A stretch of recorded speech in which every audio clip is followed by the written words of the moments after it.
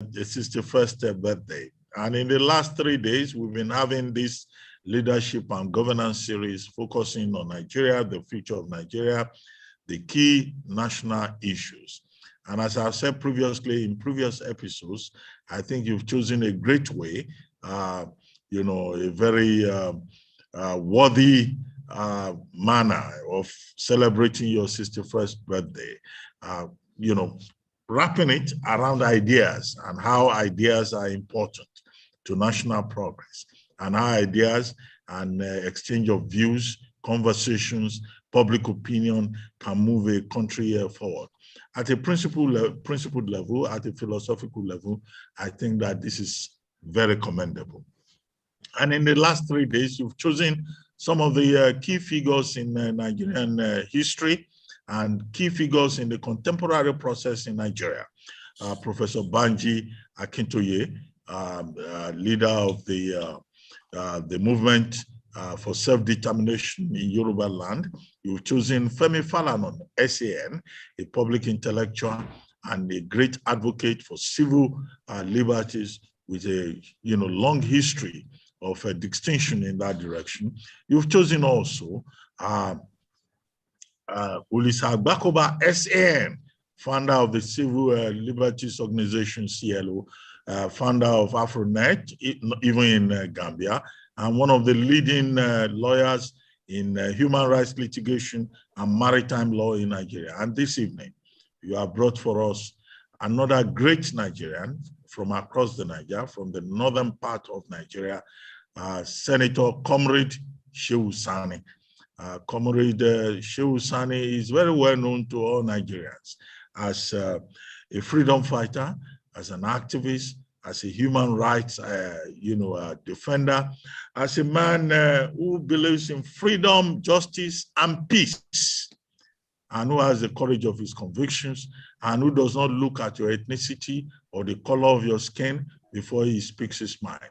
The last time I met Senator Shehu Sani was somewhere in Owerri, in Imo State, where he and I have been invited to speak to an Igbo audience about the future of Nigeria and what needs to be done.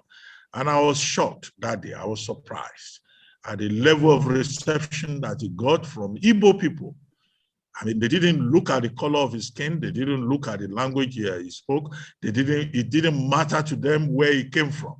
They saw in him a patriot, a Nigerian, and he did not disappoint them. And we had a very good session on that day. And since then, I've also seen that Igbo people, Yoruba people, they've been inviting him to come and speak about Nigeria. He proves one example, which means that there are good people everywhere. It's not about ethnicity. It's about the truth.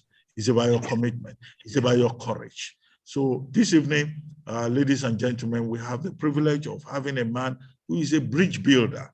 And if you doubt me, you only need to check his Twitter account in the last 1 hour. In the last 1 hour, he himself alluded to one of the things I noticed on his Twitter account, where he has over 1.6 million followers from all parts of the world. And this evening alone, he has tried to defend the rights of trade unions in Kaduna State, people in Kaduna State who are fighting for their rights. He moved from there. He talked about the protest in Osogbo by the Yoruba group led by Sunday Boko, and he was defending the unity of Nigeria. So in other words, he's not a nihilist. He's a man who believes in Nigeria. Like the gentleman we had yesterday, OLISA AGBAKOBA, SAN, and before him, Femi Falano, SAN, and before him, Professor Banji Akintoye. All the guests we have had this week have been saying, look, Nigeria is not working, but they do not believe in the dismemberment of Nigeria. And all three of them, that we have had, and now Senator Shehu Sani, I don't know what he will say this evening. He may say something different, but as at 1 hour ago, he was saying that, look, the unity of Nigeria is very important. Yesterday, one of the issues that came up was engagement of Nigerians. And this evening, on his Twitter page, Senator Shehu Sani was also saying that, look, whatever they say about the constitutional amendment, people must show interest. You must engage with your country. You must show interest in how your country is governed. So we have seen this week a strain, an emerging conversation, with people from different parts of the country, from different parts of Nigeria, all trying to create an elite consensus that is missing. This evening also, as I read Senator Shehu Sani's Twitter handle, he was also talking about Femi Adesina, comparing Nigeria to Man City, the Buhari administration to Man City and the English Premier League. And he was saying, no, compare it to the Nigerian Premier League. Focus on what is happening in Nigeria and let us focus on our reality. So this is the kind of gentleman that we have before us this evening. I've tried to use his tweets and his followers, over 1.6 million this evening, as a way of introducing him. So this is a detribalized Nigerian, a man who believes in progress, who believes in fairness, who believes in equity, who believes in justice. Now, he was born 1970, right? I hope I got, no, 1967. 67. In Tudunwada, 1967, 29th of October, 1967, in Tudunwada in Kaduna State. He went to Government Day Secondary School in Niger State. From there, he went to Government Science Secondary School in Kangara, also in Niger State. You recall students of Kangara Government Science Secondary School were abducted recently.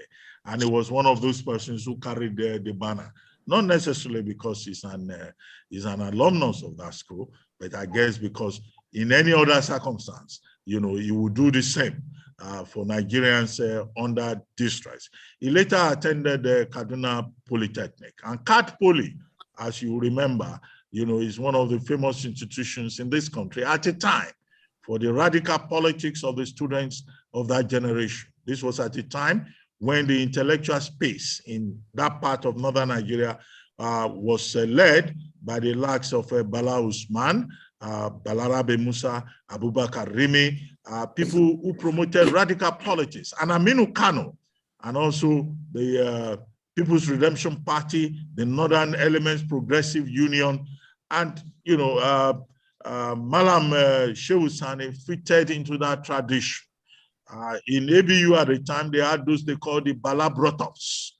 Okay, he ended up with an HND was in the forefront of the process there.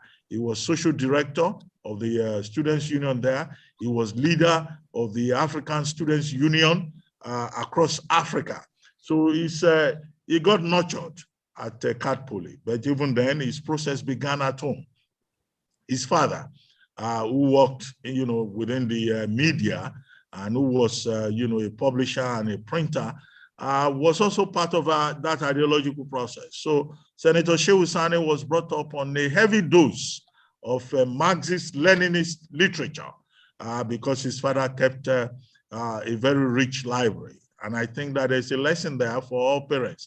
I see many middle-class persons today, they don't even have a library. You go to many middle-class homes, the only thing you see fanciful cars, you see the parents trying to impress their children with money.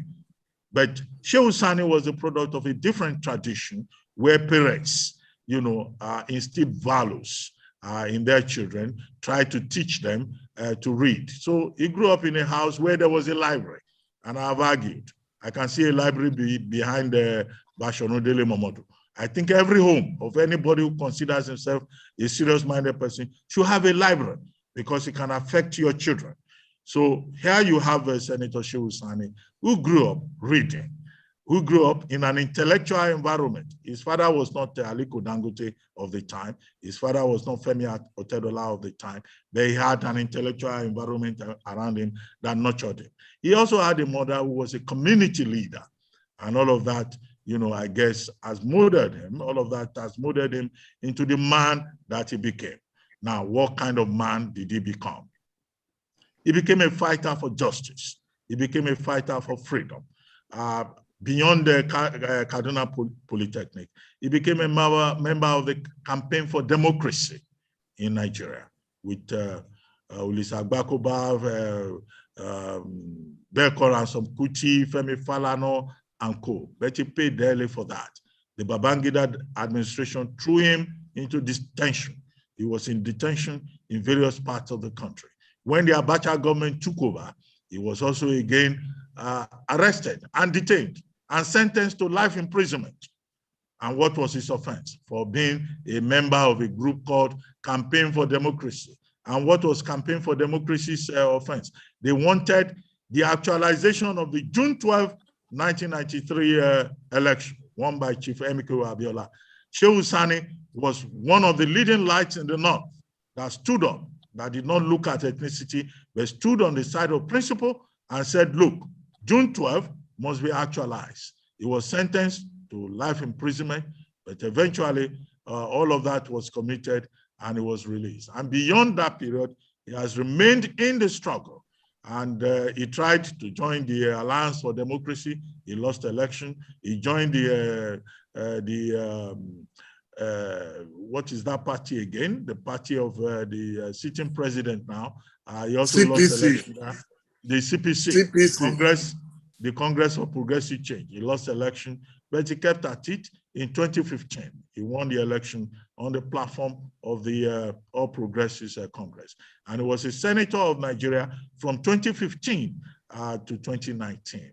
But even then, as a member of the Senate and as chairman of the Public Debts Committee, and also as chairman of another committee, he was very vocal, he was very critical, and he refused to accept the chicanery that was going on in his own constituency, either in Kaduna Central or in the entire Kaduna state, where he has had to pay a price for that. In 2019, all the forces that be, the godfathers that he refused to worship, made sure that they got him out of power. And they threw everything of the state at him, including accusing him of a certain $25,000 that nobody has been able to prove. But here we have before us, ladies and gentlemen, this evening, a man of courage, a man of conviction, a man who has struggled through every effort to devalue him, to discredit him. And, you know, he remains out there in the forefront. The only part of it that I think maybe DELE MOMODU we have to ask him this evening is how he also suddenly added to his various credentials, a snake charmer's credentials, because when they said the snake swallowed money in I think it's jam, he went there, he said he will help them to look for the snake that stole the money. Above all, Senator Shehu Sani is also a writer. I've read many of his books. He's also a poet. He has done 2 books of poetry. He has also written 2 plays. He's prolific. And I hope that at some time in the future, some people will focus on his intellectual productivity as a writer, because that is also DELE MOMODU, who has a master's in literature in English, will be interested in. He has written on corruption. He has written on dictatorship. He has written on several other subjects of concern, not just in Nigeria, but also in Africa. So I'm excited having a dear brother in the struggle, Senator Shehu Sani, joining us this evening. And on behalf of all of you, and on behalf of DELE MOMODU, who is going to throw a party tomorrow, I hope, after all this intellectual talk since Tuesday, you know, I welcome Senator Shehu Sani. My brother, it's good to see you. Thank you for having me, and thank you for that very long introduction. I appreciate that, and I hope we have a good session. Thank you, Senator Shehu Sani. Thank you, Dr. Ruben Abati, PhD. It's not for fun that I invited you to do the introductions, and you've done justice to them. We live in a country where people no longer know their history, and I'm sure a lot of people just hear Shehu Sani, but they don't know where he's coming from. They just think he just joined politics and he became a senator, and that is all. But I can tell you that this is not an Owambe, a feel-good senator. He's a man who earned his due. He worked very, very hard. We've been friends for years. And I remember, Senator, that you were the first person to alert me. I got a call from you years back. You alerted me about this Boko Haram menace, and you gave some suggestions. You wanted me to intervene at that time. But unfortunately, it seems the government was not ready to listen to people like us, because at the beginning, we believed it was something that we could curtail before it boomerang. Unfortunately, it has exploded in our faces, and as they say, only God can rescue us now. So it's good to have you finally on this platform. The other three discussants we've had, Professor Banji Akintoye. So I wanted to correct Dr. Abachi there, that Professor Banji Akintoye has given up on Nigeria. The other two, OLISA AGBAKOBA SAN, Femi Falana SAN, they still believe Nigeria can be rescued, but with the caveat that if care is not taken, and the principal actors, what we call dramatis personae in literature, if they don't take care, then we might be forced to go that route, which would be very unfortunate. So I have an idea of your beliefs, but I'm not going to preempt that. I'm just going to ask you questions like I asked all the other people. I'm going to start from politics tonight. When you joined CPC, what were your ideals, if I may ask? Well, thank you very much for having me, and I will wish you a happy birthday in advance. Thank you. And I wish I would be part of that celebration, but unfortunately we are stuck here in Kaduna. Well, I actually, when we came out of prison in 1998,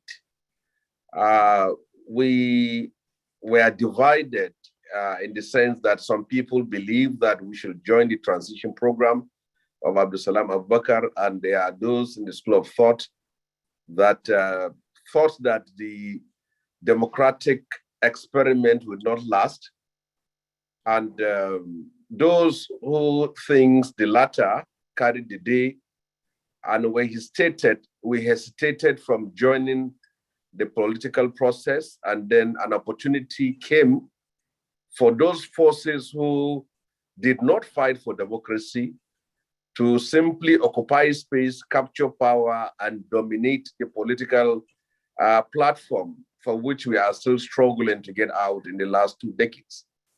So after the wrong decision we took in 1999, and I decided that I should participate and by contesting elections. So in the North, I first joined the Alliance for Democracy, and which was like an offshoot of NADECO after the struggle.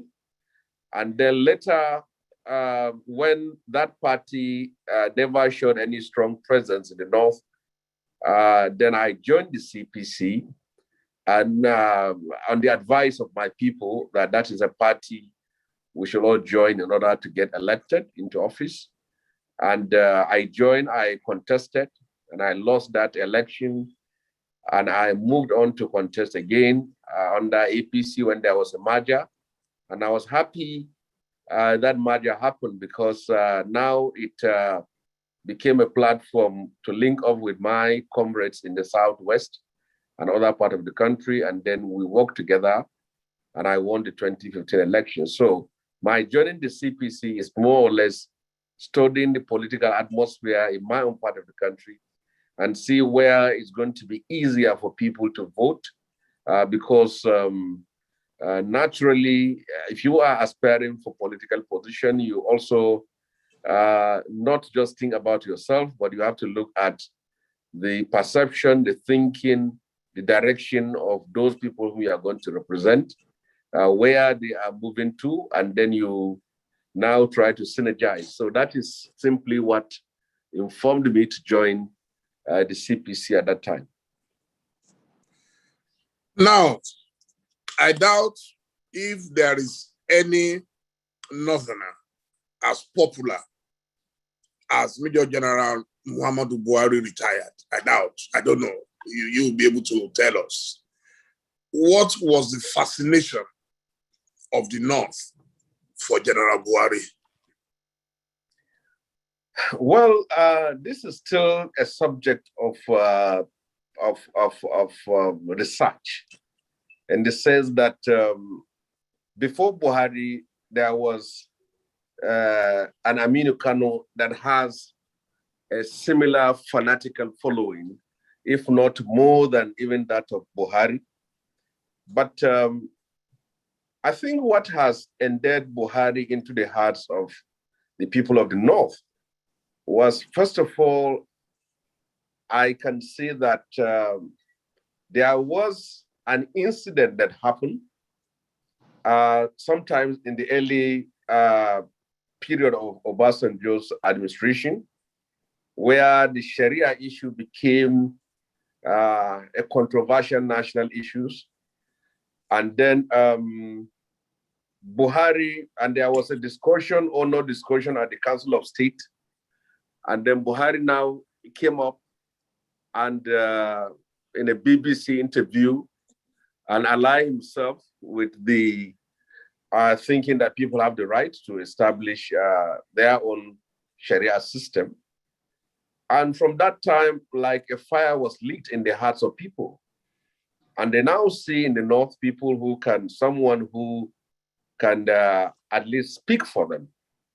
And again, he also been, secondly, he has been seen to be one of the most honest leaders, because we have had series of leaders that were accused of looting the treasury of the country. And being a man who has lived over for 4 decades in Kaduna, and people have seen his prudent lifestyle and how he mixed up with people and also speak about issues concerning people. That also now added to the fanaticism of Buhari. The third aspect of it has to do with the fact that people were disenchanted with the political establishment at that time, and they need a leader to rally around whom they believe is not within that system, because there are other leaders in the North, of course, who are political, like Umar Musa Yar'Adua, but you will have supported, you will have expected people to be fanatical about Umar Musa Yar'Adua and not Buhari. But now they choose Buhari because they see him as an uncompromising figure, one who will stand up to the establishment and represent their passion, their interest, their own thinking. So they move along that line, supporting him, voting for him, and anybody who identifies himself with him. But all along, he could not be by himself be the president until he aligned himself with forces from the South, and specifically from the Southwest. And that now provided the opportunity for him to be the president. So I can say the attraction has been an event that happened in the early 2000s, and then his own lifestyle, and the belief that he is like a new Aminu Kano to the people of the North. Yes. I once came to Kano for the wedding of Aliko Dangote's daughter, the first wedding. And General Muhammadu Buhari drove into Kano that day, and everything came to standstill. Even governors could not enter the mosque because the poor people, the Almajiris on the roads, they were just, in fact, to move became a problem. So he was seen as a champion of the poor. Would you say, in your honest opinion, that he's been able to justify the love that they had for him?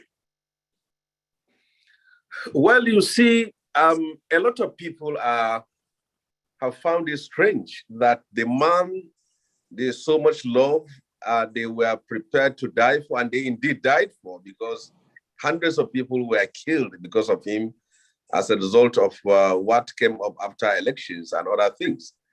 And Buhari's popularity has risen to the point of worship, that people, anyone heard of criticizing him will be as if he is blaspheming or committing a sacrilege in the north.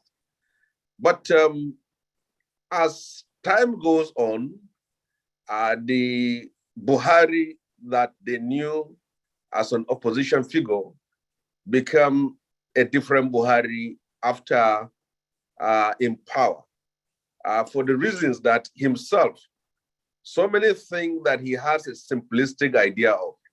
Simplistic idea like if you solve corruption, everything will be solved. If you lock people, everything will be done. If you do A plus B, 2 plus 2 equals to 4, then in power, he is confronted with the realities of Nigeria. And many things have contributed now to the fact that he has firstly lost that popularity, that virility, that fanaticism has faded as a result of a number of factors. One is the fact that Buhari either underestimated the problem of Nigeria or overrated his capacity and that of his team to address the problems of Nigeria. And now, when he found himself in the position of power, he now has to find himself associating with those very forces that he has spent the 12 years of his life fighting. For example, now, if he said the PDP destroyed Nigeria for 16 years, you will find out that from the governors of APC are all from PDP. Most of the ministers in his cabinet are all from PDP. Most of the strategies of his government are all mostly of them from PDP, except those like Tinubu and others who come from the Southwest. So in the governors of the North that are APC today is only perhaps that of Borno and Yobe that were never from PDP. So he found himself having to work with the devils that he has spent so much of his life fighting. And then you can see the gallery of contradiction as for what he said before he became the president and what he is doing as a president. For example, he has asked, he wants to know who is subsidizing who. And then you find his government subsidizing more than any other government in the history of this country. You'll find him questioning issues that have to do with corruption, and then you find it also prevalent in his government. You find him questioning the value of the Naira as an opposition figure. You will see that Naira has slipped down to the lowest of low in the history of this country in his own government. You find him raising issues about human rights as an opposition figure, and then you find his government violating fundamental rights of citizens, sometimes denying, sometimes suppressing protest with force. So many things which he dreamt of, was fighting and dreamt of realizing as a leader, he found himself having to toe that line and perhaps even find himself in a worse situation. He was raising issues about how could a government have lasted long unable to address security challenges of Boko Haram. Now under his government, you see Boko Haram still fighting, you see banditry, you see headsmen, you see crisis in all parts of the country. So this and so many things, their idealistic view of him, their simplistic view of him, they never saw him as a leader, as an elected leader. They saw him as a messiah, and he also presented himself as a magician. So all these things come together, and then he now faces the reality of power. And when they found out that he was not the magician they thought he is, and he is not the messiah that can save them from all problems and solve all problems with a twinkle of an eye or a snap of a finger, certainly then they are now withdraw back from their fanaticism about him and now scrutinizing him like any other leader in our history. Wow. You are one of the few people that I believe could tell us about the genesis and metamorphosis of Boko Haram in Nigeria. Could you please give us your view? Well, if you remember the time so many years ago when I called you at the time when that issue was at its infancy, where it was local grievances about a preacher who was pierced and who is being arrested, persecuted. And then suddenly, the trigger of Boko Haram has to do with the killing of the leader of that group. And then the group moved from simply an extremist organization to a terror group against security apparatus of the state. And then after that, they graduated further to attacking anything that has to do with the establishment, with government, and with the state. And then at that time, it could have still been curtailed, but the very moment that group now evolved into one that has a global connection to international terror organization, then it becomes difficult. It simply becomes an affiliate. And now what even compounds everything is that it's not just Boko Haram that is a terror group in the north. You have the ISWAP, which is a splinter from Boko Haram. And then you have the Ansaruddin, which is another section of Boko Haram that have had their own command. And then now in the northwest, now you have also bandits operating with such ferocity and lethal force. So this is a brief explanation on a narrative on the evolution of that group from what it was to what it has become today. And it is easier to dialogue with the group when it was a national organization, terror group, with local grievances and issues. But now, since it has become a branch of a bigger organization outside of Nigeria, that becomes more difficult. If you were Buhari, what would you do right now? On what issue? Because there are so many issues in Nigeria. On the insecurity issue. That's the biggest problem we have right now.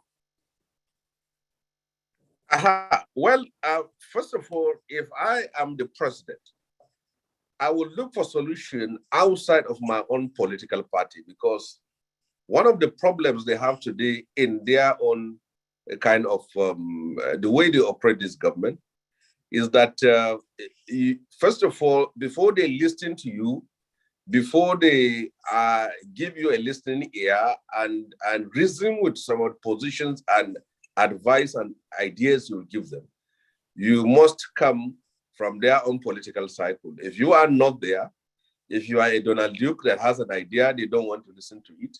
If you are a Femi Falana that has an idea, they don't want to listen to it. If you are a Reuben Abati, they don't want to listen to it. They want somebody who comes from their own cycle, who will give them advice, whether it's right or wrong. So that's the problem. So you have to see the problem as a national problem. And even Igbo man or Yoruba man or any man who is from any political party, even if he's a critic and can make his contribution, you simply have to listen to him. So they have to solve that problem because they have that mentality. Secondly, what needs to be done is that you have to divide these groups into two. Those that are prepared to return back to the society and live in peace with with the rest of our citizens, they should be accommodated. And those that are not prepared for that, we should be ready to battle them, to fight them, and to crush them. Now, what is important here is that use of technology is very important. If you are moving from Kaduna to Abuja, it's about 150 to 60 kilometers. There are about 37 villages there. Why don't you have at least a drone station in Suleja that will oversee what is happening in Niger State and Kaduna State? There is none. We are still operating a system where security established checkpoint. They stop you to tell you to on your light or open the boot of your car and flash torchlight on your faces. How can you use that ideas to fight terrorism? That's very much impossible to do. Secondly, he made a mistake by keeping service chiefs for so many years who have been unable to address the system and now gave it so much time to extend. And the They entrench themselves and they believe that they are there to protect him and his government and have not solved any problem. So address the problem by the use of technology, address the problem by removing nepotism in the system, where you have a certain section of the country dominating the security apparatus of the state. And for that reason, whether they are competent or not, the problem will naturally continue to linger. The third aspect of it is to ensure that those arms of the state that are involved in this war are well funded and well equipped. The Minister of Finance recently told us that she has funded the military to the point of 1.08 trillion naira in 24 or 28 months. And then the same military have been going to the president to collect what they call special approvals. Now, with all this money pumped in to our security and defense apparatus, and we are unable to fight and crush bandits, herdsmen, and terrorists in our country, which shows that throwing money has not been the problem, the solution. And despite all these funds that have been put in place, the soldiers on the ground have been crying and protesting about lack of weapons, lack of equipment to fight. And so many of them are even in prison for protesting. So corruption has been endemic in the security apparatus of the state, which needs to be addressed. So the problem for Buhari is that use technology. 21st century battle must be fought with 21st century technology. Secondly, there must be diversification and ensure that the security apparatus of the state, the heads of those agencies, do not represent any ethnic or religious group, but are ones that are here to defend Nigeria as a whole. And the third aspect of it has to do with, we must ensure that funds that are released to our security apparatus are actually used for the purchase of weapons and equipment for them to be fought, for them to be used in our battle. Yes. Wow. There has been this conspiracy theory over the years, even before President Buhari got this power eventually, that there is an Islamization and Islamization agenda. How do you respond to that? Well, first of all, I'm not aware of the existence of such an agenda. But if those who are raising that issue are basing their facts on what they have seen on the ground, if you have a president or a government that has tilted appointments to one section of the country, certainly anyone who makes that submission can actually use that as an evidence. But if the level of insecurity is used as the basis to make that submission, I can say it's wrong. Because the Fulani bandits, the bandits that are from the Fulani ethnic group that have been killing, are not only constituting a deadly force in the southern part of Nigeria, but they are also doing worse in the north. If actually they are an army for Fulanization, they couldn't have constituted themselves into a dangerous little force for us in the northwest, particularly. In Kaduna today, I cannot, as we are conducting this interview here, I cannot attempt to go to outskirts of the town anytime from 6 to 7 p.m. I'll end up in the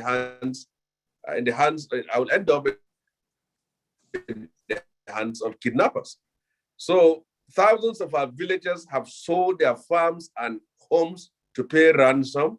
The bandits have become an authority unto themselves. So if actually there is a Fulanization agenda, I think it can be supported by the fact that his appointments have been lopsided, but not that there is an army that is determined to ensure such that happens. Inasmuch as herdsmen constitute a serious problem to the people in the southeast and southwest, they are also a problem to people in Benue, in Plateau, in Zamfara, in Katsina, and in Kaduna State. Okay. Now, do you think education could have helped the North? You have produced majority of the leaders in Nigeria at the presidential level. Why is it so difficult to educate the people? The last 6 years, for example, don't you think maybe if Buhari had invested more interest, not money now, because everything is not about money, showing interest in the education of the Almajiris, like President Jonathan tried to do, don't you think this would have made some difference? Well, as far as I'm concerned, Northern leaders have failed the North over the years. They have not utilized the opportunity and power to develop the region, to educate the region, to industrialize the region. Many of them have turned power as a personal property and then use it to dominate the poor people, the Talakawas in the North, and enrich themselves. I have never seen, you read on paper that oil blocks have been allocated to most people in the North, and then you ask yourself, where has that oil block been used to development? I know of a former minister who is late, who was reported to have had an oil block, but he never had any foundation for helping anybody and never impacted on the lives of anyone. So you can see that part of the attraction in 1993 election, why people voted for Abiola, was Abiola moved to the North, impacted on the lives of people, and they can see it practically in that aspect of it. So as far as I'm concerned, I can say very well that power has not been helpful to people in the northern part of Nigeria, and it has not helped in addressing the problems of poverty, of disease, of destitution, of want, of penury, and all sorts of social vices that we could have used to address the problems in our country. And they have weaponized poverty. They love that rank and daddy mentality, where one person has money and poor people line up outside his house and worship him for that kind of money which he has. And that has led to the expansion of, the increase of poverty in northern Nigeria, which is unfortunate. Wow. The way you speak truth to power, do you see many northern leaders speaking truth to themselves and accepting this blame? That look, we cannot blame others for our problems. Well, in the last few years, it was impossible for any northern leader to speak truth to power, because speaking truth to power at that time is to speak truth to the Buhari administration. It is impossible because you'll be lynched by common people who literally worship him. But now, as the reality has set in, and that people are seeing the stupidity of this kind of zombie followership, many northern leaders are now speaking out. After all, the Northern Elders Forum, the Arewa Consultative Forum, in the beginning of this government, in the early 2015, were all supportive of Buhari, and everything he does is right, everything he does is in order. But now you see leaders who were yesterday sycophantic, pliant, compliant, submissive, and subservient to everything the government does or says, are now saying, no, things are not going well. And I think that is something which I appreciate, particularly with the Southwest. When Shonekan was brought in as a replacement to Abiola, he is a man from Abeokuta, he is an Egbama. The Yorubas will have rallied around him and said, we are with him. After all, Abiola is also Yoruba. But they said no. The governors at that time of that SDP refused to even attend to his invitation.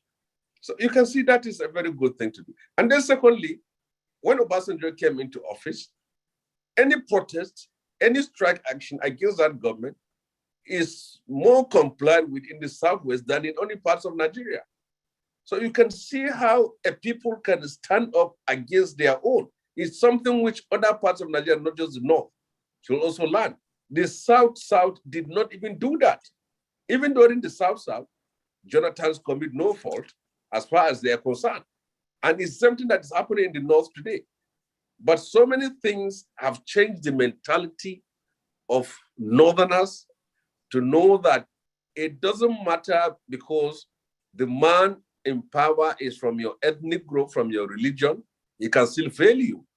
And for you to get what you deserve or what you deserve, you need to stand up and fight for it. So as far as this issue is concerned, this is my little contribution. What makes you so confident to speak the way you speak? Because it's like blasphemy. Well, for anyone who knows our history, we have not started speaking truth to power when in 2021 or 2020. But nowadays, it is not unusual. When you criticize government, it is either they said it's because you have not been given contract, or because you lost election, or because they are not carrying you along, or because you wanted position you are not given. There must be something to be attached to you. Or if you speak, they say it's because the man in power is not your party, or because the man is not bringing you along. But for anybody who knows who we are and our own history, and it's not difficult nowadays, just need to Google. We spoke truth to power during military regime when it was dangerous, fierce, harmful, and delirious for one to do it. Under Babangida, we spoke truth to power. Under Abacha, we spoke truth to power. And to Obasanjo and subsequent government. So we will continue to do that as far as we are alive. If you, wherever you have a Pharaoh, you will also have a Moses. And I believe that people should have that courage to speak, because this is not the first time.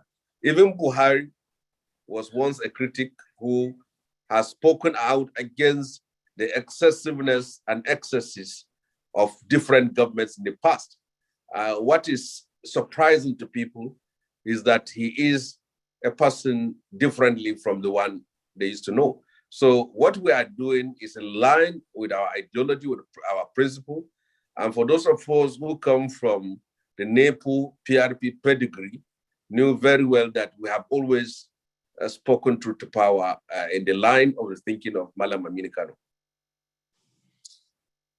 The APC federal government has refused to interact, to interface with the people of Nigeria. And this has led to serious frustration on the part of the people. So how come you are uncomfortable with those who are saying, look, if you're not going to talk to us, if we can't dialogue, we can't restructure, we can't have a peaceful referendum, let us go. So why do you think they cannot go? Well, as far as I'm concerned, for people of my own political thinking and ideology, I cannot imagine myself in a country where I will lose friends like you, like Falana. Because if I am in trouble now, the first person that will come to my aid is Falana. And so many of you who are from down there.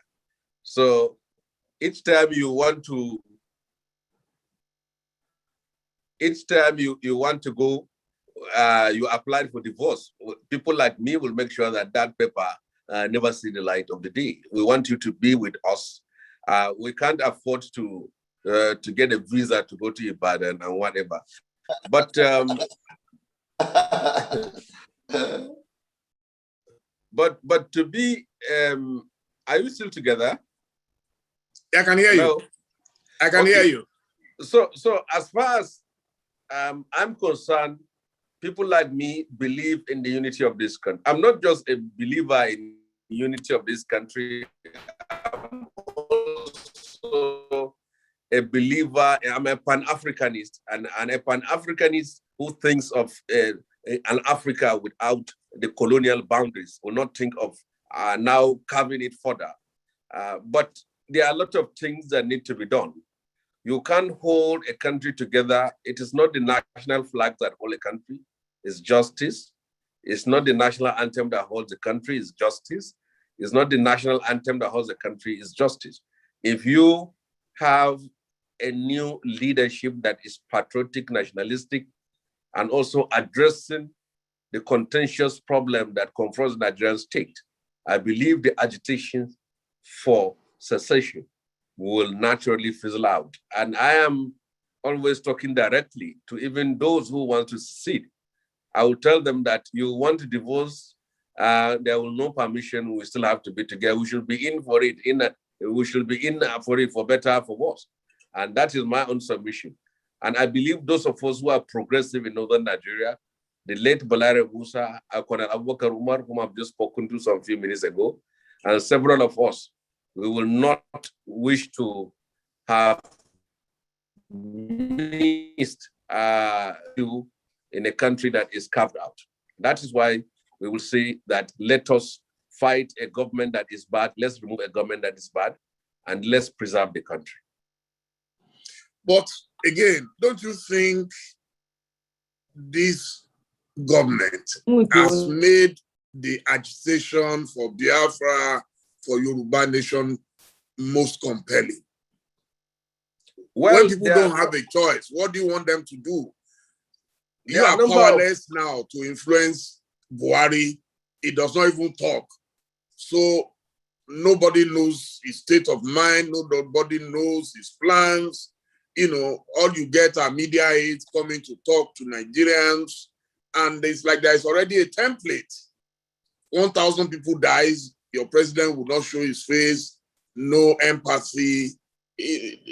Don't you feel worried that it will get to a stage where people can no longer take it? Well, perhaps if I am in the other part of the country, I will think like that from your own part of the country. But as far as I'm concerned here, two people, whether it's Nnamdi Kanu or Sunday Igboho, if you check their history, there used to be strong nationalists who believed in Nigeria. So we need to ask ourselves from at what point did such people started disbelieving in Nigeria, and then see the issues and see how we can address them. I believe that why the agitation to break this country has become more fierce and evident now is as a result of some of these factors. One is the pervasive level of insecurity in the country, where you have people that are being slaughtered and the government appears hopeless and helpless. People will say that the best way is to divorce. And secondly, the fact that the government has by itself erroneously acquired the image of being nepotistic in terms of tilting or inclining towards a section of the country, certainly that is a contributing factor. The next one has to do with the failure of governance and disconnect between the leaders and the people. So as far as I'm concerned, if you will have, and if the Nigerians will unite and vote those they don't want out and have a government that will open the platform for dialogue, restructure this country and address these issues, and those things will naturally fizzle out. So I'm still a believer in the unity of this country. And I believe those who want to secede, rather than fight them, we should continue to appeal to them to stay and let us get things worked out by working the government out and getting those who can bring this nation back to its own lost glory. I'm happy you mentioned the word restructuring. What are the things, in your view, that should be restructured in Nigeria? You have been in the Senate, so I'm sure, yes. Yeah, you see, if you ask 20 Nigerians what are their views about restructuring, if you ask 20 Nigerians what are their views about restructuring, they will give you 20 answers. 20 answers. Because we still have not articulated what we want as restructuring. And for example, if you said Let us start with merger of states. Will Rivers and Bayelsa merge? Will Kaduna and Katsina will merge again?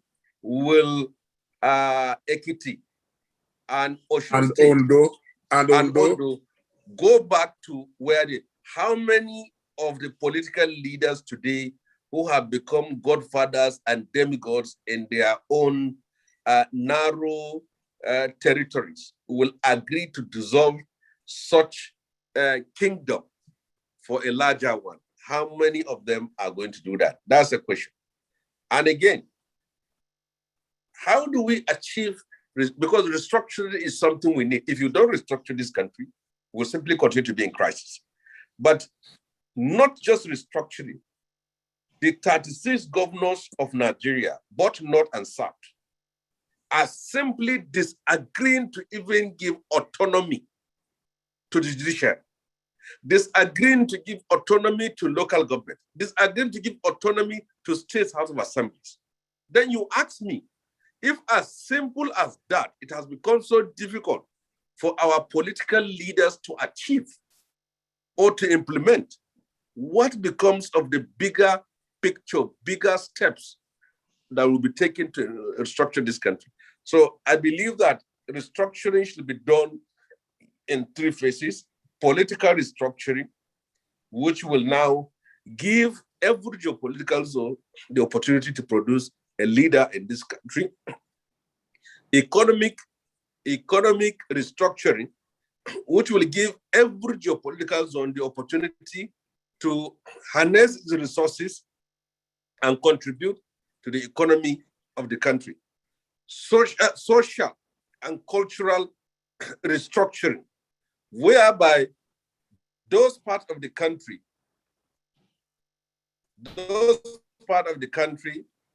that want beer, they should not be able to take VAT from beer. Those parts of the country that do not eat cows should not allow open grazing in their own part of the country. So when you have political, social, and economic restructuring done in phases, but the point is that all these ideas have been articulated in various political and constitutional conferences in our history. We only need to bring out all those booklets that have been laying to dust in our cupboards, bring them out and implement them in phases in order to solve this. When you have a structural problem, then the problem is not about the walls or the paint, it's about the beams and the pillars. And once you have structural defects in the beams and the pillars, then a building is most likely to collapse. So restructuring is ensuring that those beams and pillars that are having issues are now redressed. Now, it's very common to see members of armed forces either complaining publicly, recording videos, or even deserting the field of battle. And some people are saying it is wrong for you to go and bring a soldier from Katsina to come and operate in Imo State or Ebonyi or Enugu. Because one, he is a Nigerian who may also have imbibed the prejudices in Nigeria. How do you respond to the saying that now they should let us have state or regional security, regional defense, so that the people of a particular location will know how to handle the security problems in those places?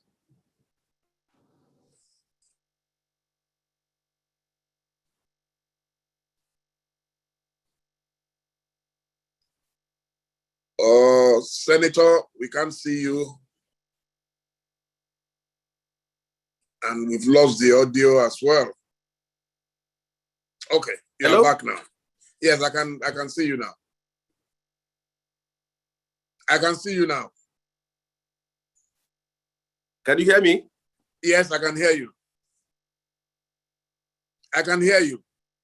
Please go on. Well, the point is that if you, can you hear me now? Yes, I can hear you loud and clear. Okay. Regional security outfits are important in the sense that you now have local forces that are familiar with the terrain and that knows the environment they are operating in, and will make it easier for them to combat crime and also ensure law and order is respected and complied with. And that is the argument for state police. But our own experience for some of us is that if you look at the way our governors handle SECOM, which is State Independent Electoral Commission, contesting for local government election, if you are not from the ruling party of the state, is like a complete waste of time. The governor appoints the head of SECOM. SECOM is called independent, but it is almost like a parastatal of the state governor. They declare 100% victory for their members. And I believe that a police force that is a state police will be populated by supporters of the state governor, and sometimes even like becoming an armed wing of the ruling party in that very state. There are governors in this country, the way they run their states, you can imagine if they have in control of them a state police. I have a governor who is a friend of mine. When he was in office, he was an ardent supporter of state police. We argue with him many times. He would tell me, I need a police I can control to combat crime, to ensure restoration of law and order, all these things here. The last 1 year, I met with him in a train from Abuja to Kaduna. For 2 hours, we were discussing. He was being chased by the incumbent governor of his state. All they said is that if this man now has the control of the police, he will have finished him completely. So why do our governors want state police, but they don't want an independent judiciary?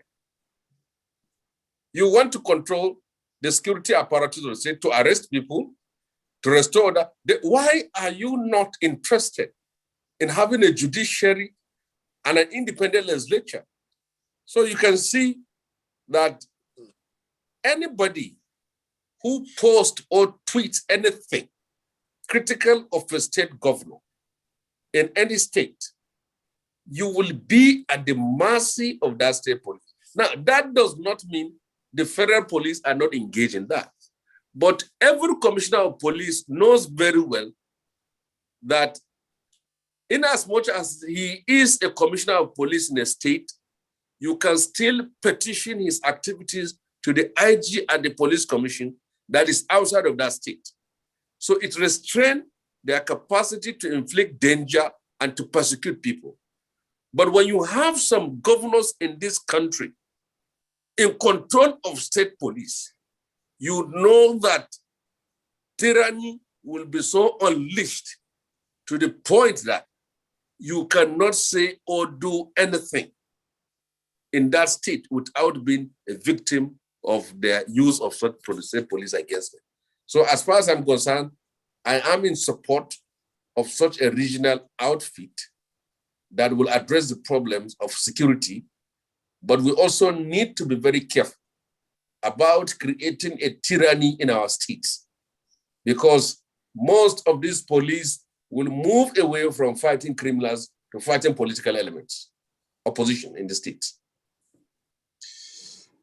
We cannot have the opportunity of speaking to you and not talk a little bit about religion, the role religion has played in the political debacle in Nigeria. When you talk about Sharia, could you explain to me, because it seems to some of us, especially in the South, that most of those who shout Sharia in the north only use it for the poor, the wealthy class, what I call members of the privileged here, are never caught up in the Sharia law. Well, you see, there has always been Sharia in Islam because Sharia is the way of life of Muslims. For example, if a father passed on or a husband, the Sharia has a tablet and template on how the inheritance will be shared. So you don't argue with it, you simply go to the template and share it as it is. But now, the most dangerous thing is the political Sharia, not the real Islamic Sharia itself, where now you use Sharia for your political ends, which involves capitalizing on the sensitivity of it in order to gather support or retain yourself in the position of power or use it against political elements. So you will ask yourself, why are the Yoruba Muslims not fanatical about Sharia like the Hausa Muslims? Because it is perhaps not used for political purposes in the southwestern part of Nigeria, but it is used here. It is used by some people for their own political ends, and that is all. But for every Muslim, Sharia is his own way of life. Yes. So now, do you agree that the presidential system of government that we've copied from America is too expensive? And if so, what should be the way forward? Because it seems we're practicing capitalism without capital. Well, you see, our problem is that if you are talking of monarchy, monarchy works in Kuwait and Saudi Arabia and Spain and Netherlands. They are all monarchies. And monarchies are working there, and the UK. Emirates. Yes, United Arab Emirates, monarchy is working there.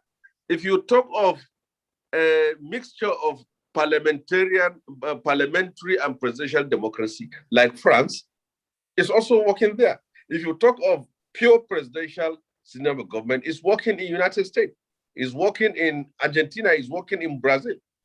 So the system may not actually be the problem, but ourselves. We will keep on practicing all the systems of this world as long as we have problems in ourselves. It's still not going to work. So as far as I'm concerned, because since you situated the presidential system on the issue of cost and economy, I can say that there are a number of things that we need to do. One is we need to ask ourselves, because we are not living the reality of the situation we are in Nigeria today. Why do we need two arms of government, and the National Assembly and House of Reps? Because the motions in the House of Reps is still the motions in the Senate. The difference between the Senate and the House of Reps is that Senate confirms appointment of Mr. President or disapprove of his appointment, and the House of Reps doesn't do that. Apart from that, whatever we do in the Senate, they also do it in the House of Reps. So we can cut that by having a unicameral assembly. And then secondly, why do we need 36 states as a nation? Why can't we are even finding it difficult to even live within ourselves. Sokoto, Zamfara, and Kebbi, if you tell them to return to Sokoto state, it's a big problem.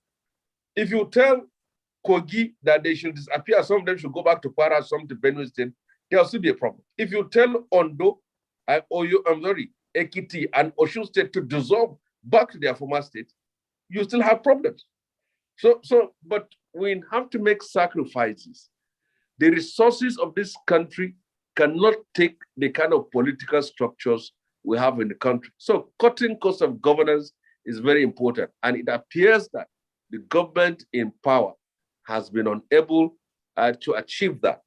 If we cut the cost of governance and try to address some of these issues in phases, I think we will be cutting our coat according to our resources.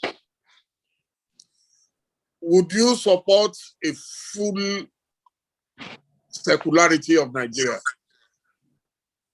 We are already, secularity is ambiguous when it comes to the issue of a multi-religious society, a nation, because we are a country of Muslims, of Christians, and of people who are atheists and traditional believers. And we can't have a state religion in Nigeria.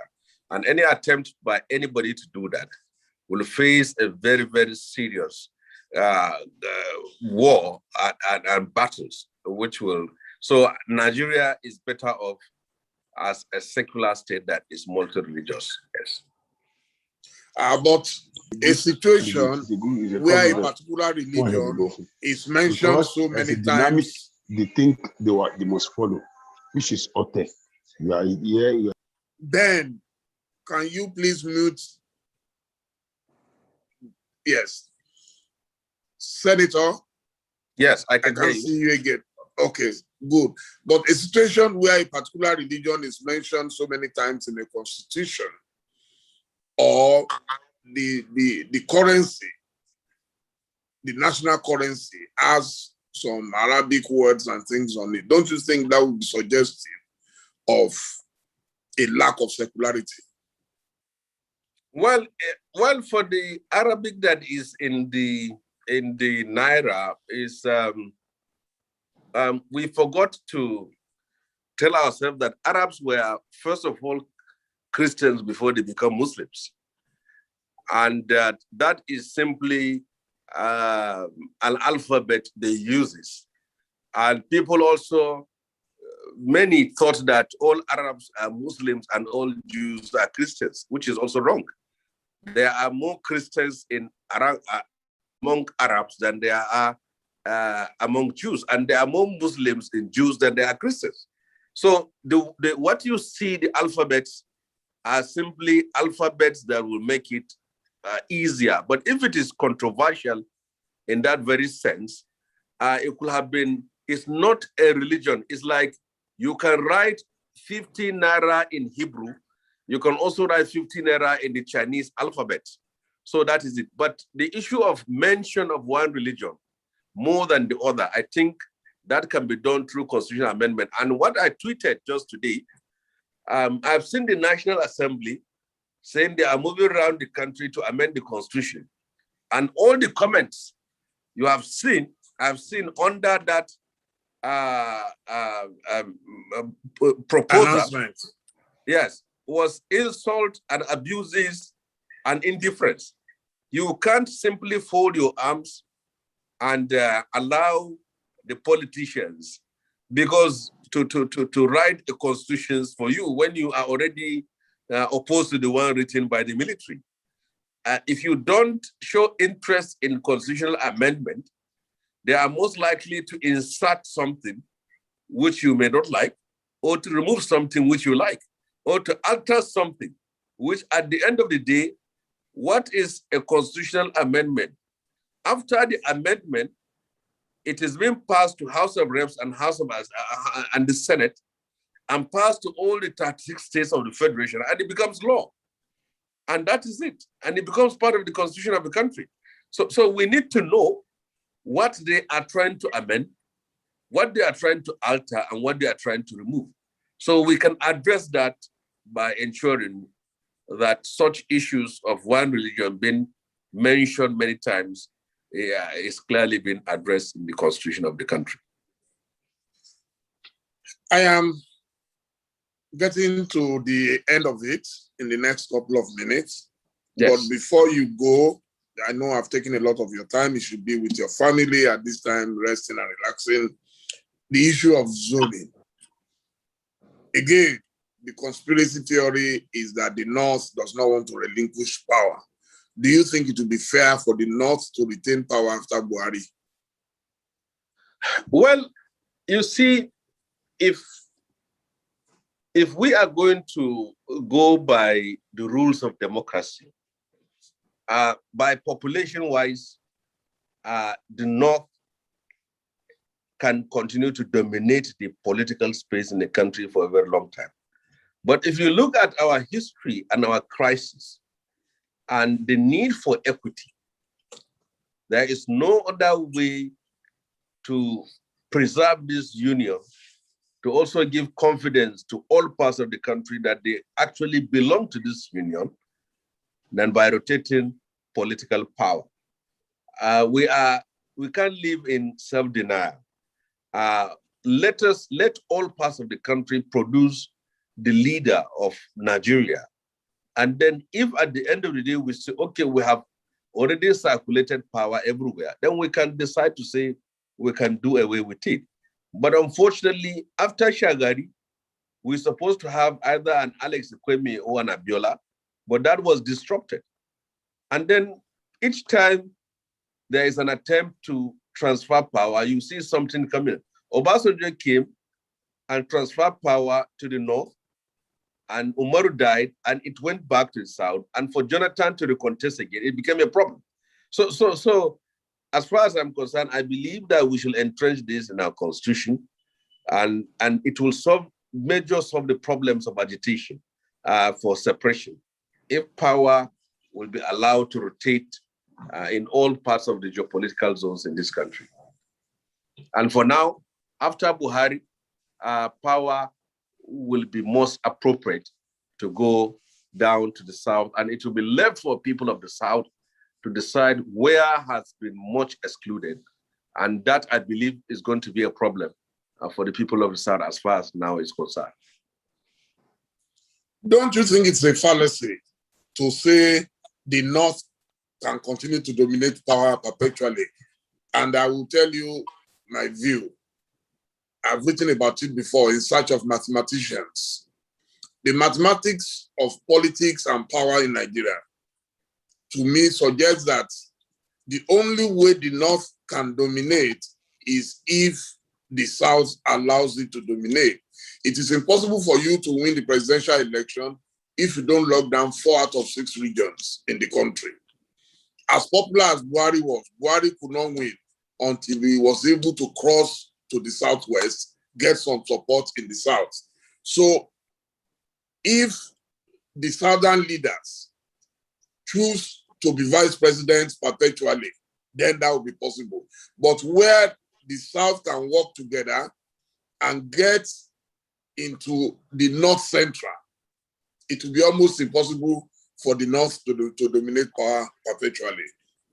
Do you agree? Well, let me tell you this.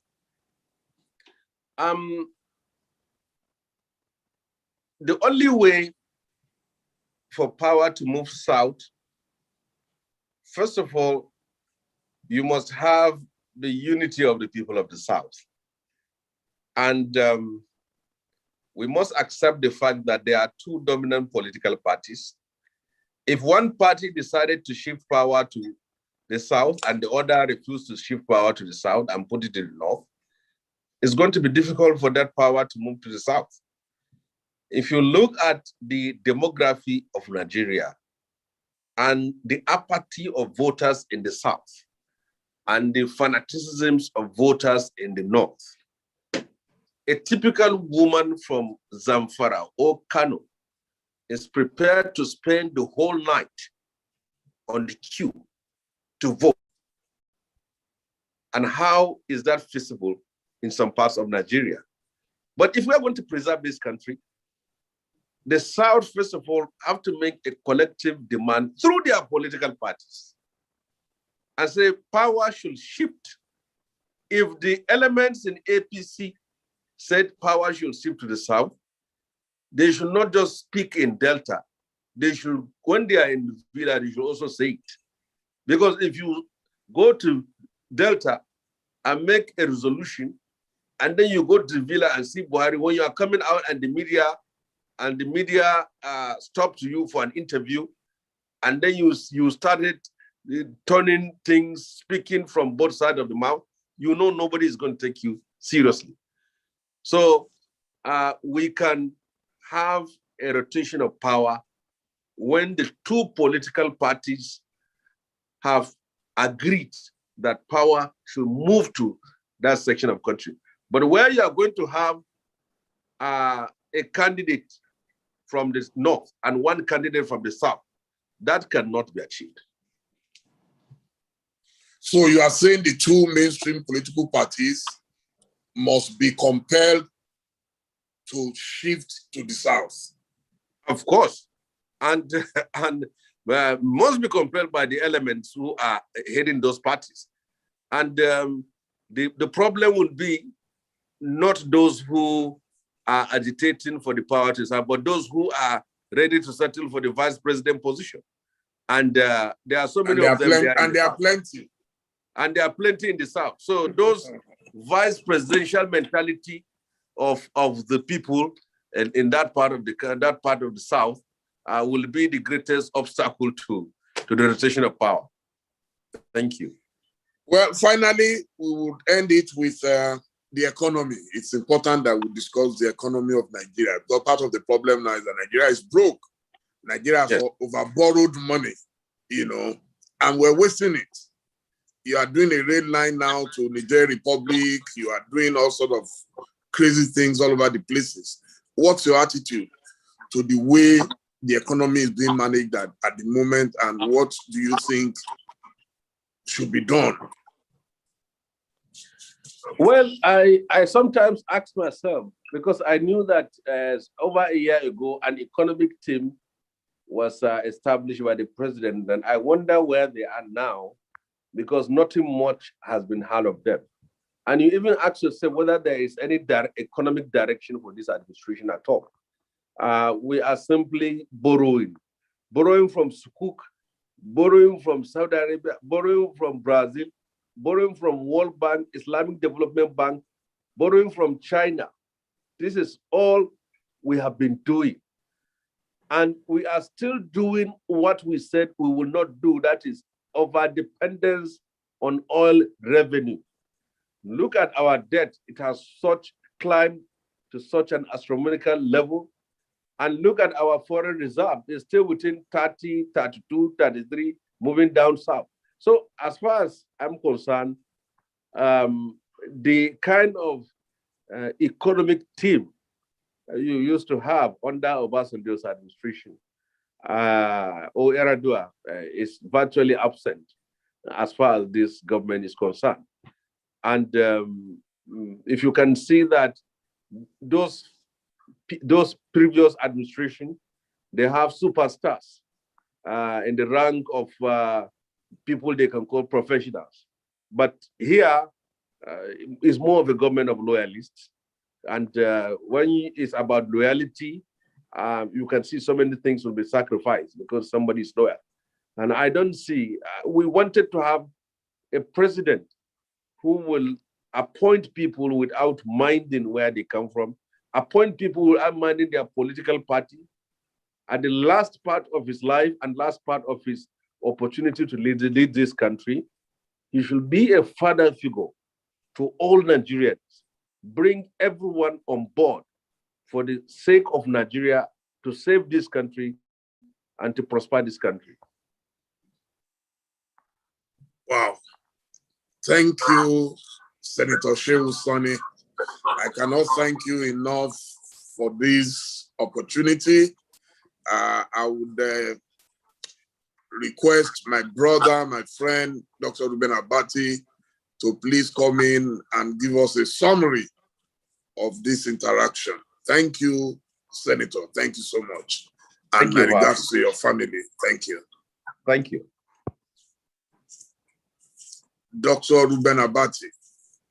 Okay, Bashir DELE MOMODU, I'd like to join you in congratulating Senator Shehu Sani. He has not disappointed at all, and he has helped to extend the frontiers of the conversation. New issues have come up today, and I want to congratulate you as the host, how you manage in a very dexterous manner to open new vistas of the conversation. Since this conversation started 3 days ago, this is the first time we will have somebody who will go directly into the issue of the presidency of President Buhari in terms of expectations at a personal level, at political leadership level. You had asked him, and that was an important question, that why did he decide to join the CPC? And that's the the Congress of Progressive Party or whatever, which was the party of the president. And he said it was a pragmatic decision because at the time that he did, when he moved from the Alliance Democracy to the CPC, it was what his constituency wanted. And in any case, maybe perhaps that's what motivates politicians. But we then asked him what accounts for President Buhari's popularity in the North. And he has said, in some way, President Buhari replaced the Aminu Kano myth. He became the champion of the Talakawas, particularly when he chose to defend and support the Sharia system. And also he was seen as somebody who was very honest, and that in that regard, you know, the people thought this was a very honest man. And he himself was also seen as an uncompromising figure and a man, you know, who led the interests of the poor people of the North. There is some total of Senator Shehu Sani's submission is that although President Buhari got the support of the ordinary people of the North and also the Southwest particularly, without which he could not have won the election, that he thinks that President Buhari has lost touch in terms of being the champion of the poor, and that although his popularity was at the level of worship, and so much that criticizing him in the North was considered sacrilegious. But the moment he got into power, that President Buhari has emerged as a different man. And as a result of that, the fanaticism with which he came to power in the northern part of the country has vanished, has faded off. Well, it's not only in the North, in other parts of the country also that has happened. And he thinks that President Buhari is overwhelmed, and that whatever devils that he fought are the same devils that have taken over his government, and that the president of Nigeria is confronted with contradictions that he has not been able to deal with, and that the principal contradiction will seem to be in the area of the security challenges. He also thinks that the president who came across as a messiah, as a magician, is no longer the magician or the messiah that people in the North and other parts of the country think that he was. I mean, this is the very first time that we will have this week somebody who would take on the president frontally. He even went as far as accusing the president of Nigeria of the failure of governance and of disconnection with the people, and also of nepotism. So we have, this contribution from Malam Comrade Shehu Sani. You also asked him something about insecurity, and he thinks that that's the biggest problem that we have now, and that Boko Haram is part of a bigger organization, is part of a bigger international problem, and that the obligation of government is to deal with this. Well, following up on that, Basharun DELE MOMODU, you asked him what gives him the confidence to speak in that manner. And he made the point that, well, anybody that criticizes government these days is accused of looking for contract, is accused of having lost an election, or that, you don't think that the government of the day is taking you along. And he defined his own commitment in that direction. He said his commitment is to speak truth to power, and that this is not the first time that he's been speaking truth to power. So the courage to speak, he thinks, is part of the way of, dealing with a challenge of a president, who in his view has become, a different person. You asked him also about this whole argument about self-determination. Why is it that the APC has refused to interact or interface with the people of Nigeria? And why should the government and the ruling party be concerned about people who just want to go? But he says he does not believe in secession. He does not believe in a smaller Nigeria. And we have had persons on this program, 2 of them at least, who say that they don't want Nigeria to be dismembered. He says he believes in the unity of Nigeria. And also he's a Pan-Africanist. He believes in the unity of Africa beyond colonial boundaries. But the question, the relevant question, is that if people are talking about divorce, he says he is opposed to it. The people are asking for divorce because they are not happy that the marriage is working. That same point about marriage metaphor came up yesterday when OLISA AGBAKOBA SAN was quoting the late Chief Bola Ige. And, you know, Senator Sani extended it. He said, look, if you check very carefully, you will see that Sunday Igboho and Nnamdi Kanu, they were used to be strong supporters of Nigeria. So at what point did they change? At what point did others like them change? It's because of nepotism. It's because of insecurity. It's because of the failure of governance. But he, as a Senator Comrade, says he believes in the future of this country because he does not want to lose his friends. He does not want to lose people like you, DELE MOMODU and others. And that he thinks that the issue is not about the national flag, fundamentally. It is about justice.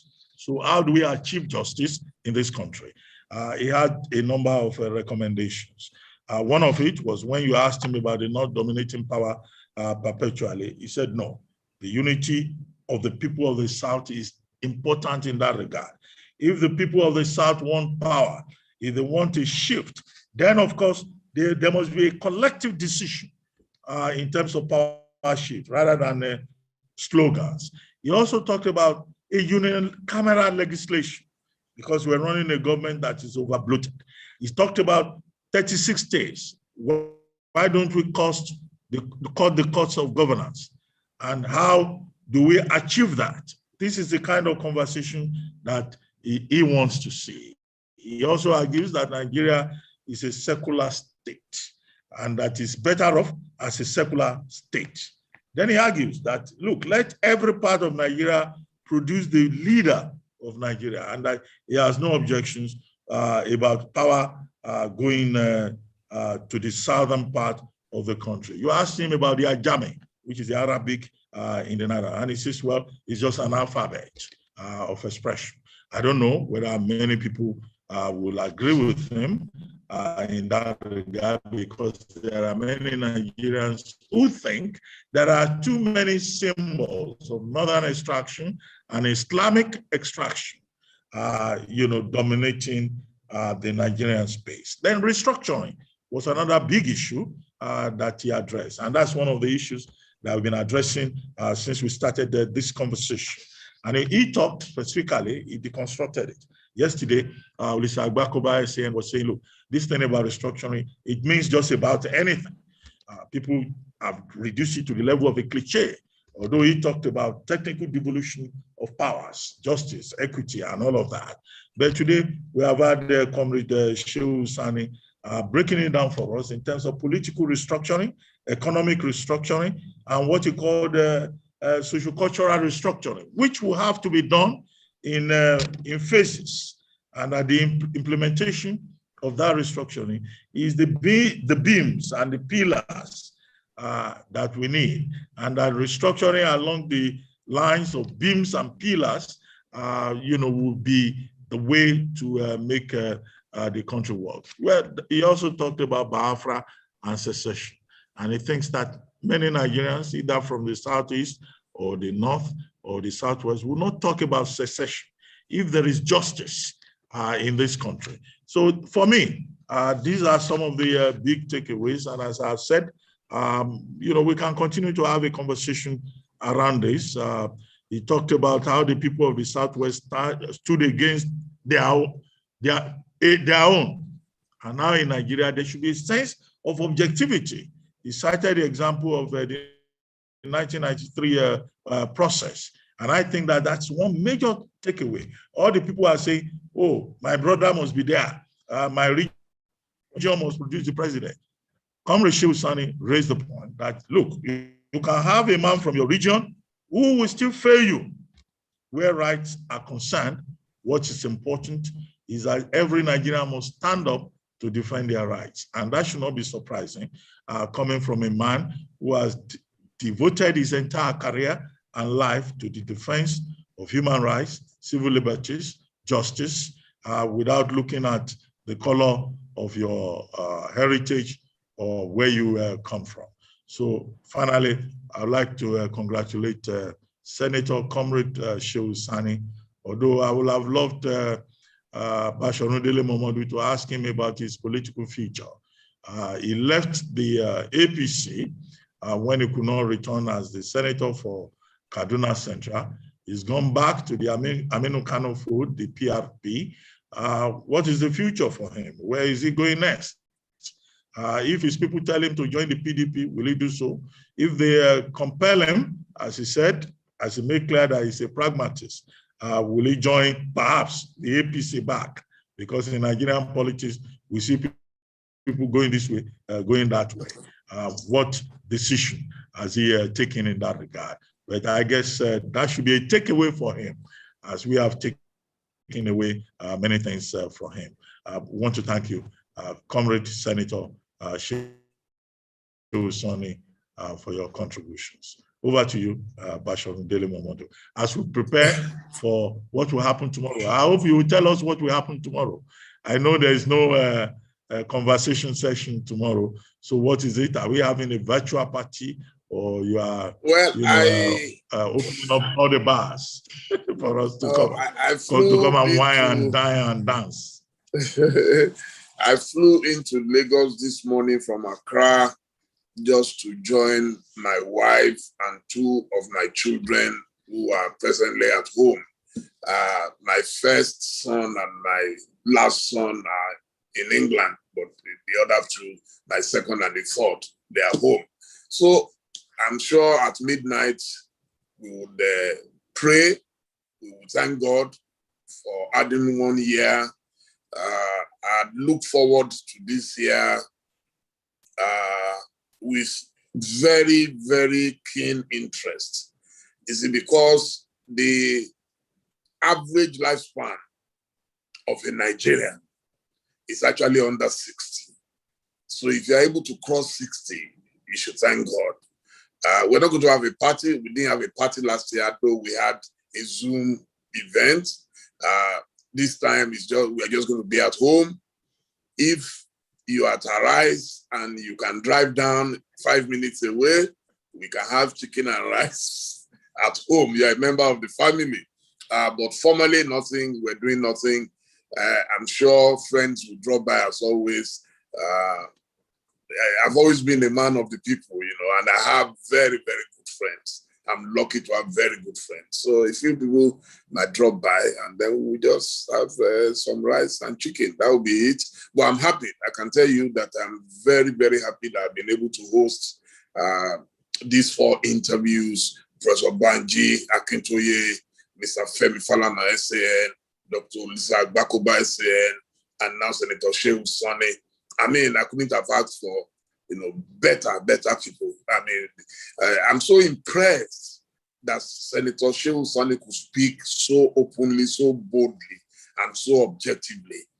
He's always earned my respect, and I can say tonight he has consolidated it. And I want to thank him, very sincerely, and I wish him and his beautiful family a great weekend. Dr. Abati, PhD, thank you always. I'll be calling on you. Quite a number of people, actually very distinguished Nigerians, have told me that I should not stop these sessions, that they believe I have the capacity to attract the right caliber of people to speak on this platform. So we'll reach out to more people, and I hope when I call you, you will answer me as always. Thank you. May God be with you and your family. Thank you. And to my viewers on Facebook, on Instagram, and on Zoom, and on YouTube. I want to say thank you for always joining us. God be with you all. And please pray for me and my family in the next couple of hours by midnight, Nigerian time. I'll be 61, and I'm very, very grateful to God Almighty. Thank you and good night.